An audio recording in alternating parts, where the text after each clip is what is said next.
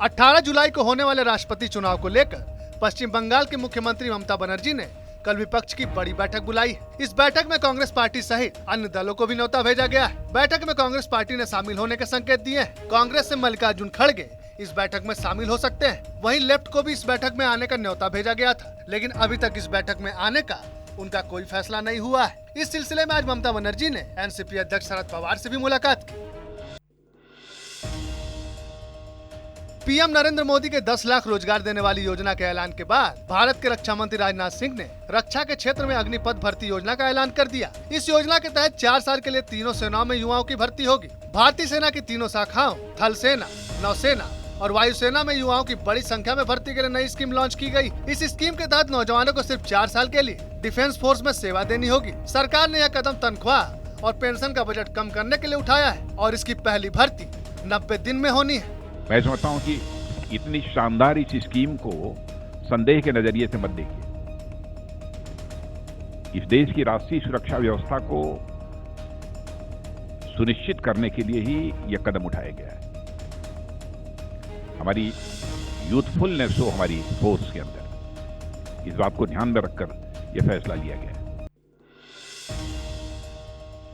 केंद्र सरकार के आने वाले 1.5 साल में 10 लाख रोजगार देने वाली योजना को लेकर विपक्षी दल लगातार सवाल पूछ रहे हैं। एक तरफ जहां कांग्रेस पार्टी के नेता रणदीप सुरजेवाला ने बीजेपी से सवाल पूछे हैं, तो वहीं एआईएमआईएम के अध्यक्ष असदुद्दीन ओवैसी ने भी सरकार को सवालों को घेरे में खड़ा कर दिया। और इन दोनों ही दलों की बात मानी जाए तो सरकार के अपने कार्यकाल में ज्यादा नौकरियाँ देनी थी, लेकिन उनका आंकड़ा कम हो गया।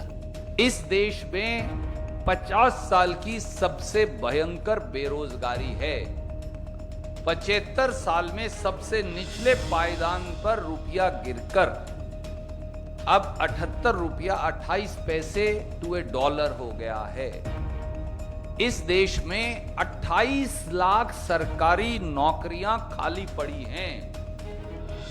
इस देश में प्रजातंत्र और संविधान को बुलडोजर के नीचे रोन दिया गया है। अब ट्विटर खेलकर प्रधानमंत्री कितनी देर तक हम सबको भटकाएंगे। 8 साल में तो 16 करोड़ नौकरियां आपको देना था, आप भूल गए उसको। और अब आप कह रहे हैं कि मैं 24 में, क्योंकि चुनाव आ रहा है पार्लियामेंट का और राजस्थान का, मध्य प्रदेश, छत्तीसगढ़ का चुनाव है, गुजरात का, आप कह रहे हैं कि मैं 5-5 लाख नौकरी दूंगा। भाई 16 करोड़ नौकरियों का क्या हुआ, बता दीजिए हमको, वो क्यों नहीं दिया आपने। और ये जो 10 लाख नौकरी का आप बोल रहे हैं, 10 लाख नहीं 55 लाख सेंट्रल गवर्नमेंट के पास सैंक्शन पोस्ट है, आप क्यों नहीं देते? वो 10 लाख क्यों दे रहे हैं आप?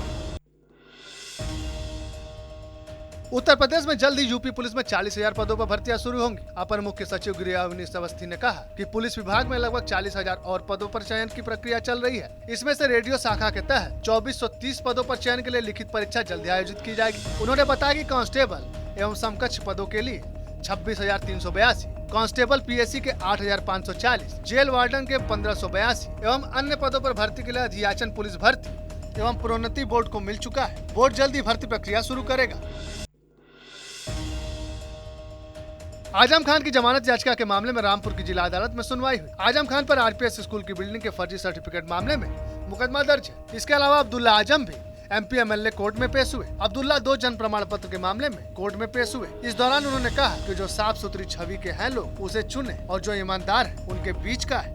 नहीं, प्रत्याशी नहीं, 26 जून को खुदा ने चाहा तो बहुत अच्छे नतीजे रहेंगे। एक शरीफ इंसान है, नेक इंसान है, एक बेदाग छवि के इंसान है। इस बारे में तो कोई उंगली नहीं उठा सकती। ये चुनाव सब लोग लड़ते हैं, दूसरी पार्टियां भी लड़ रही हैं, हम भी लड़ रहे हैं। नतीजा आपके सामने होंगे। असदुद्दीन ओवैसी ने प्रेस कॉन्फ्रेंस कर सीएम योगी पर निशाना साधा। उन्होंने कहा कि बीजेपी की सरकार मुसलमानों को टारगेट कर रही है। सरकार उन बीजेपी नेताओं के खिलाफ क्यों कार्रवाई नहीं करती है जिनके ऊपर गंभीर आरोप लगे। आगे उन्होंने कहा कि उत्तर प्रदेश के chief minister super chief justice बन चुके हैं। वो खुद अपनी अदालत में किसी को कन्विक्ट करेंगे और घर तोड़ देंगे। हाँ, तो पहले से घर तोड़ दीजिए पूर्व के, आप अभी तोड़ दीजिए, अभी तोड़ दीजिए, पहले से घर तोड़ दीजिए ना, किस्सा खत्म हो गया। क्या जरूरत ही नहीं है आपको, आप घर तोड़ दीजिए। उत्तर प्रदेश के चीफ मिनिस्टर तो सुपर चीफ जस्टिस बन चुके हैं। वो खुद अपनी अदालत में किसी को कन्विक्ट करेंगे और घर तोड़ देंगे। अभी से घर तोड़ दो आप।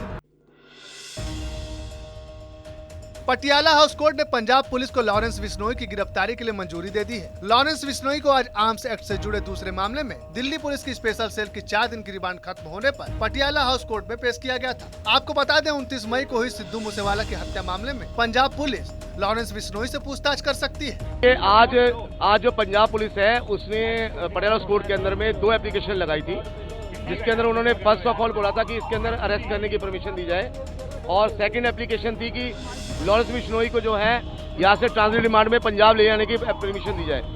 तो जो अरेस्टिंग करने वाली एप्लीकेशन थी उसको हमने अपोज नहीं किया। हमने बोला कि हम अरेस्टिंग से कभी नहीं भाग रहे हैं, हम इन्वेस्टिगेशन ज्वाइन करने को तैयार हैं, लेकिन हमें फिजिकल कस्टडी वहाँ पे पंजाब पुलिस को ना दी जाए। जो इनको इंटेरोगेशन करना है वो यहीं पे तिहाड़ में कर लें या कोर्ट में कर लें।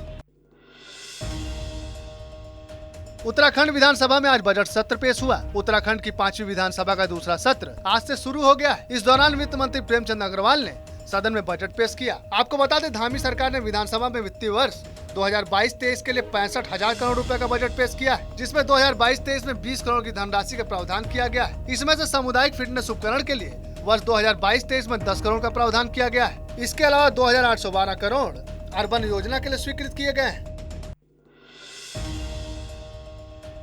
योगी आदित्यनाथ सरकार ने उत्तर प्रदेश के सरकारी कर्मचारियों और अधिकारियों के लिए 2022-23 की तबादला नीति को मंजूरी दे दी है, जिसके तहत 30 जून तक ट्रांसफर किए जा सकेंगे। योगी कैबिनेट की मंगलवार को लखनऊ में आयोजित मीटिंग में ट्रांसफर पॉलिसी को मंजूरी दे दी गई। नीति की मुख्य बात यह है कि जिलों में 3 साल और मंडल में 7 साल का कार्यकाल पूरा कर चुके कर्मचारियों और अधिकारियों का तबादला हो सकता है।